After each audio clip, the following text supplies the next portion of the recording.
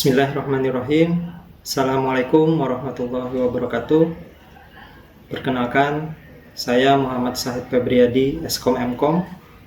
Saya merupakan salah satu dosen program studi D3 Komputerisasi Akuntansi, jurusan Akuntansi Politeknik Negeri Banjarmasin. Dan bidang ilmu yang saya tekuni adalah ilmu komputer. Perkenalkan, pada kesempatan kali ini saya menyampaikan PDD UKT-PT di bidang pengajaran pada mata kuliah Praktikum Pemrograman Web. Pada video ini saya akan menjelaskan mengenai mata kuliah Praktikum Pemrograman Web. Mata kuliah Praktikum Pemrograman Web merupakan mata kuliah wajib di semester 3 dengan bobot SKS-nya 3.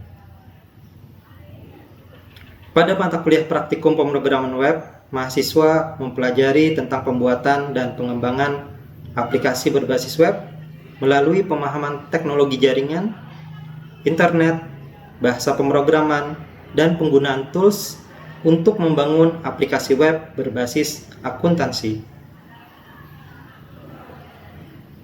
Adapun capaian pembelajaran program studi yang dibebankan pada mata kuliah ini yaitu yang pertama adalah menunjukkan sikap bertanggung jawab atas pekerjaan di bidang keahliannya secara mandiri. Yang kedua, menguasai dasar-dasar pemrograman. Yang ketiga, mampu menunjukkan kinerja bermutu dan terukur. Dan yang terakhir atau yang keempat, mampu membuat sistem informasi akuntansi dengan bahasa pemrograman tertentu. Kemudian, untuk capaian pembelajaran mata kuliah atau CPMK, yang pertama adalah mampu menganalisa perkembangan teknologi web secara mandiri. Yang kedua, mampu menganalisa perangkat pengembangan untuk pemrograman web. Yang ketiga, mampu menganalisa dasar-dasar pemrograman web dengan kinerja bermutu dan terukur. Yang keempat, mampu menciptakan sistem informasi akuntansi menggunakan pemrograman web. Diharapkan setelah mengikuti mata kuliah ini, mahasiswa mampu membuat sebuah aplikasi akuntansi berbasis web dengan mengkombinasikan penggunaan HTML, CSS, JavaScript, dan bahasa pemrograman PHP. Adapun materi pembelajaran pada mata kuliah Praktikum Pemrograman Web meliputi yang pertama, sejarah perkembangan teknologi web. Yang kedua, tools pengembangan aplikasi web. Yang ketiga, penggunaan HTML, CSS, dan JavaScript untuk pengembangan aplikasi web. Yang keempat, penggunaan framework Bootstrap. Yang kelima, penggunaan pemrograman PHP. Dan yang keenam adalah pengembangan aplikasi web berbasis akuntansi. Metode yang saya gunakan pada mata kuliah Praktikum Pemrograman Web adalah metode DIA, yaitu Delivery, Interaction, dan Assessment. Delivery adalah bagaimana saya menyampaikan materi pembelajaran kepada mahasiswa.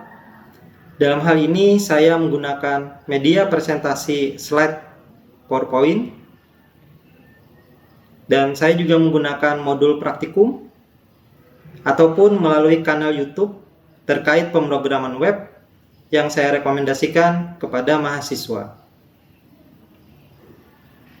Selanjutnya, interaction, yaitu interaksi pembelajaran kepada mahasiswa yang saya lakukan secara luring, yaitu dengan tatap muka langsung di dalam kelas, dan secara daring menggunakan Google Classroom, Google Meet, dan WhatsApp Group. Yang terakhir ada assessment, yaitu bagaimana saya melakukan proses evaluasi penilaian terhadap mahasiswa. Pada awal pertemuan atau pertemuan pertama, saya akan menyampaikan kontrak perkuliahan di mana pada kontrak perkuliahan itu akan disampaikan terkait bobot penilaian yang sesuai dengan pedoman akademik Politeknik Negeri Banjarmasin, yaitu dengan persentase 15% kehadiran, 15% perilaku, 50% praktikum, dan 20% untuk UAS. Berikut adalah cuplikan proses pembelajaran mata kuliah praktikum pemrograman web yang saya ampu.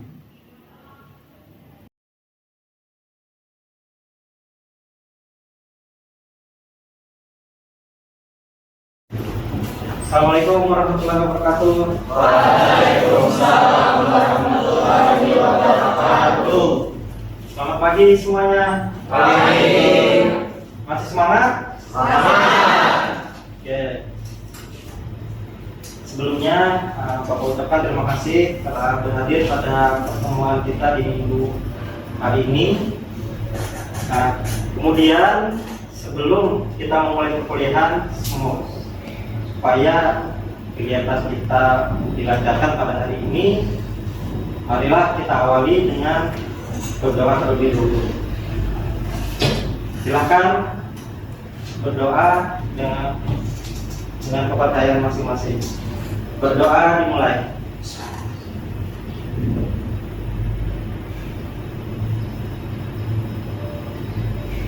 Berdoa selesai. Oke, baik, teman-teman sekalian atau rekan-rekan sekalian, pada minggu yang lalu kalian telah belajar mengenai HTML, ya, mengenai HTML. HTML itu adalah, kalau kita refresh lagi, HTML adalah hypertext markup language, ya, yaitu sebuah bahasa yang digunakan untuk membuat halaman web seperti itu. Nah, kemudian hari ini, pada minggu kali ini, lanjutannya kita akan membahas mengenai CSS. Kira-kira kita lihat apa sih CSS itu? Oke, sebelumnya kita lihat outline atau apa saja materi yang akan kita bahas pada hari ini. Yang pertama, kita akan membahas mengenai pengenalan CSS. Kemudian yang kedua, bagaimana CSS itu dituliskan, ya, tata cara penulisan CSS. Kemudian yang ketiga adalah CSS selector, dan yang terakhir adalah bagaimana cara menyisipkan CSS. Nah, CSS atau Cascading Style Sheet yaitu merupakan bahasa desain yang digunakan untuk memberikan gaya atau style pada dokumen web dengan cara yang sederhana dan mudah. Nah, jadi untuk pemrograman web, ya, Bapak ulangin lagi bahwa dia itu teknologinya itu ada 3 yang mendasar itu. Jadi ada HTML, kemudian CSS, yang terakhir itu nanti ada yang namanya JavaScript, ya, bisa lagi. Nah, mungkin untuk sekarang ilustrasinya seperti ini. Jadi HTML itu ibaratnya itu kita mau bikin bangunan, HTML itu adalah kerangkanya atau strukturnya. Nah, di mana nanti kalau cuma HTML saja atau dalam hal ini rumah, ya, kalau masih dalam rangka seperti ini kan ya tidak fungsional, tidak menarik seperti itu. Sehingga yang perlu kita lakukan selanjutnya adalah apa? Ada rangkanya, berarti kita melengkapi lagi, kan? Kita buat atapnya, kemudian dindingnya kita buat juga, pintunya kita buat. Nah, kalau di apa namanya di CSS, nah CSS itulah yang akan nanti memberikan warna, memberikan style atau tampilan pada halaman web seperti itu. Nah, untuk lebih lanjut itu bisa yang kalian lihat di web kelasprogrammer.com untuk lebih jelasnya. Tapi setidaknya di sini Bapak memberikan gambaran bahwa seperti inilah kira-kira ilustrasinya. Jadi Pak, apakah kita bisa membuat halaman web itu cuma HTML saja? Wah, tentu bisa. Tapi pertanyaan selanjutnya, apakah menarik, apakah interaktif. Nah, tentunya kan harus kita lengkapi lagi nanti. Untuk membuat lebih menarik, maka kita tambahkan CSS di halaman web tersebut. Untuk membuat dia lebih fungsional atau lebih interaktif, maka nanti kita tambahkan JavaScript yang nanti akan kita bahas di pertemuan selanjutnya. Nah, kemudian terkait dengan tata cara penulisan CSS, ini ada aturannya ya. Jadi kalau kalian lihat nih, mungkin bagi yang baru belajar ya silakan kalian coba terima saja dulu, kemudian kalian pahami, dicerna, baru nanti dipraktekkan. Jadi terkait dengan tata cara penulisan CSS, kalian lihat di situ ada bagian selektor sama deklarasi. Ya. Penandanya bisa kalian lihat di situ. Di situ kan ada tabel, kemudian kurung kurawa buka, kurung kurawa tutup. Nah, jadi tabel itu adalah selektornya. Kemudian kurung kurawa buka dan kurung kurawa tutup itu adalah deklarasinya. Jadi maksudnya apa? Maksudnya di sini adalah tabelnya ini mau kita apakan? Kalau berdasarkan contoh coding di sini, berarti yang ingin kita lakukan terhadap elemen tabel di sini adalah kita ingin memberikan warna solid setebal 1 pixel terhadap border atau garis dari suatu tabel. Seperti yang sudah kalian pelajari minggu sebelumnya terkait dengan HTML ya, banyak sekali elemen HTML, yaitu bisa dipanggil seperti ini. Nah, kemudian di dalam deklarasi itu, kalau kalian lihat, itu ada yang namanya properti sama value. Properti itu semacam atributnya ya. Kemudian value itu ya nilainya apa. Dan di sini banyak gitu, tidak hanya border gitu, banyak nanti bisa kalian lihat lah. Nah, ini contoh bagaimana cara menyisipkan CSS ke dalam halaman HTML tadi. Yang pertama, istilahnya itu adalah embedded CSS atau CSS yang tertanam. Maksudnya dia langsung masuk di dalam file HTML-nya. Nah, contohnya seperti apa? Nah, contohnya seperti itu. Kalian lihat ada struktur HTML di situ, HTML, kemudian head ya. Di dalam head itu kalian kasih style untuk menunjukkan bahwa di bagian situ kalian membuat CSS-nya. Sehingga kalau kalian lihat di situ apa? Body. Jadi bodinya ingin dibikin warnanya agak ya kayak linen ini mungkin merah marun ya. Seperti itu. Oh bukan, linen itu yang backgroundnya ya. Backgroundnya. Kemudian H1 kita kasih warnanya adalah merah marun. Kemudian margin left. Margin leftnya sejauh 40 pixel. Jadi ini juga penting ya. Ada dua istilah, margin dan padding ya. Nah kalau margin itu adalah bagaimana kita menentukan jarak antar komponen atau antar elemen dari satu elemen yang lain dengan yang lain. Itu margin. Tapi nanti ada juga padding. Nah, padding itu bagaimana dia mengatur jarak yang ada di dalam kontainernya sendiri. Nanti lebih lanjut nanti bisa kalian pelajari ya. Yang jelas untuk jenis yang pertama adalah embedded CSS. Kemudian yang selanjutnya itu ada yang namanya itu inline CSS. Inline CSS itu cara penulisannya dia langsung nempel ke elemen HTML. Di sini dia nempelnya ke elemen mana?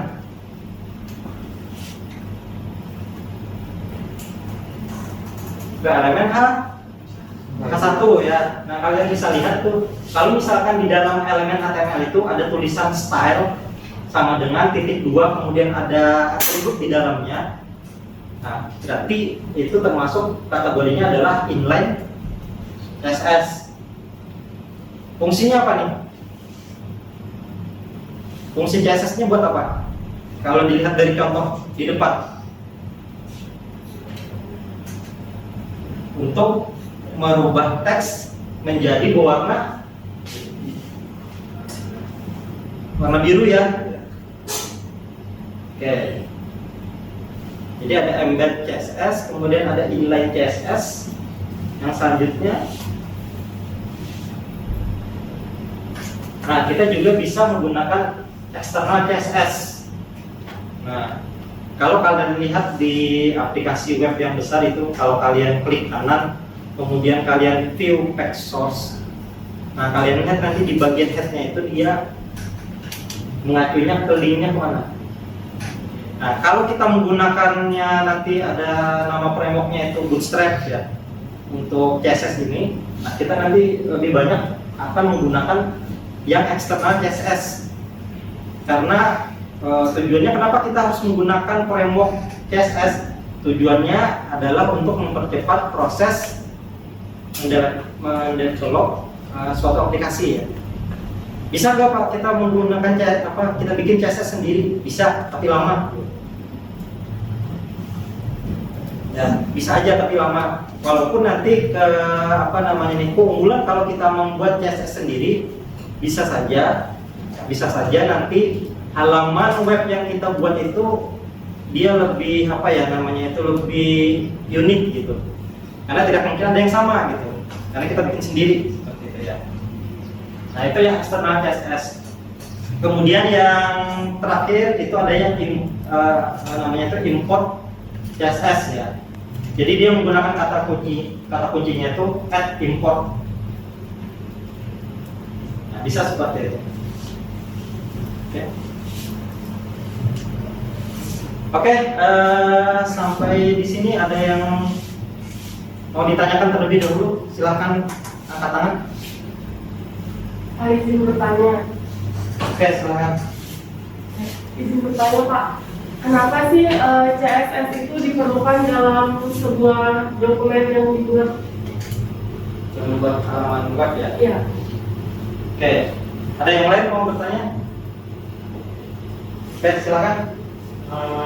Apakah dengan itu merupakan bahasa pemrograman, Pak? Oke, yang lain? Cukup dua dulu ya. Oke, yang pertama saya ingin menjawab terkait dengan pertanyaannya tadi. Kenapa kita harus menggunakan CSS ya?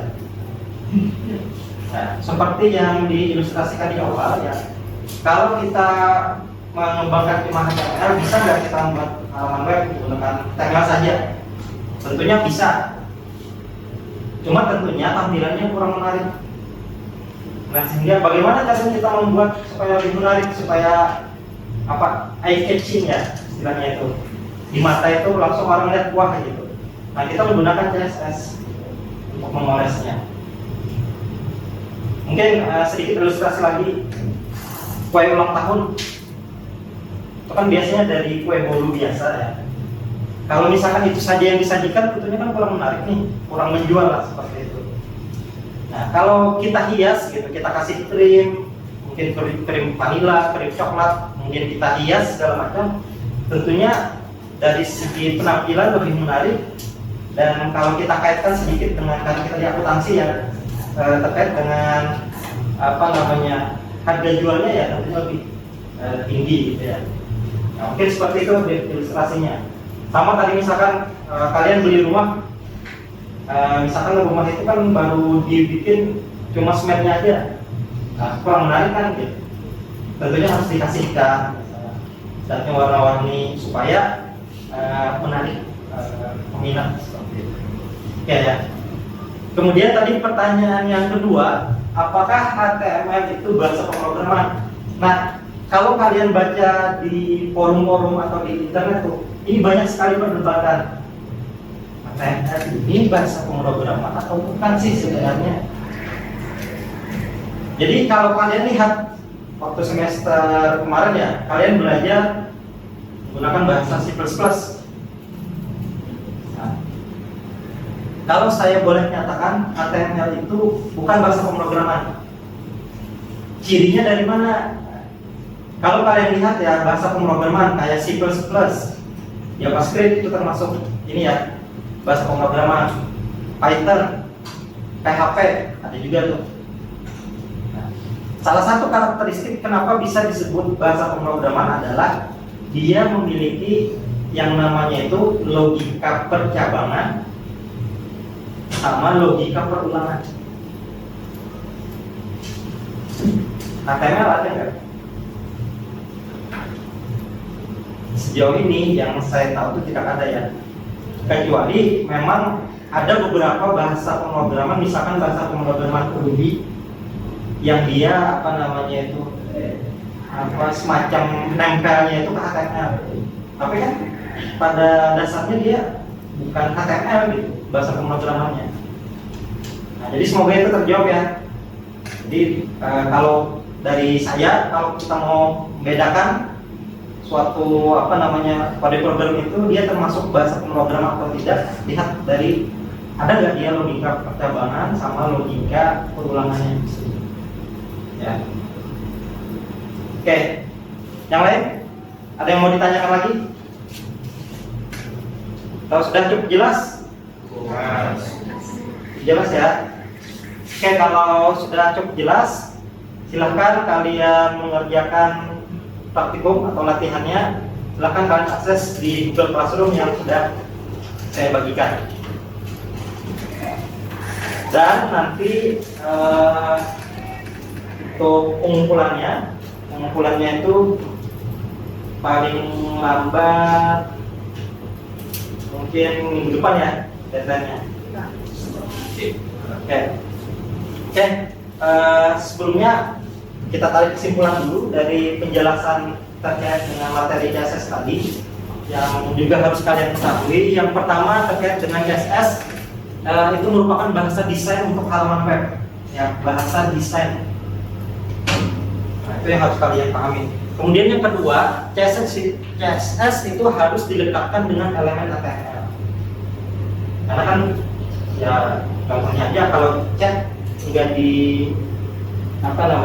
diaplikasikan ke dalam suatu bidang atau dinding ya nggak bisa, harus ada bidangnya. Nah, dalam hal ini CSS itu catnya, HTML itu dindingnya kalau kita mau ilustrasi rumah tadi. Kemudian yang ketiga, CSS menggunakan selektor dalam penerapannya. Selektor itu semacam inilah, seperti kalian ini kan masing-masing punya nama kan, untuk memastikan ketika dipanggil yang menoleh itu ya orang yang dipanggil. Nah, itulah istilahnya selektor itu sama. Jadi penanda terhadap elemen HTML supaya dia tidak salah memberikan style ke dalam elemen HTML. Kemudian yang terakhir terkait dengan 4 cara menyisipkan CSS ke dalam HTML. Yang pertama itu ada yang embedded CSS, kemudian ada yang inline CSS, kemudian external CSS, dan yang terakhir adalah import, yang menggunakan kata kunci import. Oke, baik, mungkin itu materi yang bisa saya sampaikan pada kesempatan kali ini. Kalau misalkan nanti ada pertanyaan, bisa kita diskusikan lebih lanjut melalui fitur ini ya di Google Classroom, ada fitur diskusinya, atau misalkan bisa juga menggunakan grup WhatsApp, dan bisa juga misalkan di chat pribadi, silakan, saya terbuka saja. Oke, mungkin itu saja yang bisa saya sampaikan pada kesempatan kali ini. Salah hilaf mohon maaf. Wabillahi taufiq wal hidayah. Assalamualaikum warahmatullahi wabarakatuh. Waalaikumsalam warahmatullahi wabarakatuh. Telah kita saksikan cuplikan proses pembelajaran mata kuliah praktikum pemrograman web. Semoga video cuplikan tadi memberikan gambaran terkait proses pendidikan dan pengajaran yang saya lakukan sebagai dosen di program studi D3 Komputerisasi Akuntansi, jurusan Akuntansi Politeknik Negeri Banjarmasin. Selain dharma di bidang pendidikan atau pengajaran, saya juga melakukan dharma di bidang penelitian dan pengabdian masyarakat. Sekian video pernyataan diri dosen dalam unjuk kerja Tridharma Perguruan Tinggi dari saya. Semoga video ini bermanfaat. Salah hilap mohon maaf. Wabillahi taufiq wal hidayah. Assalamualaikum warahmatullahi wabarakatuh.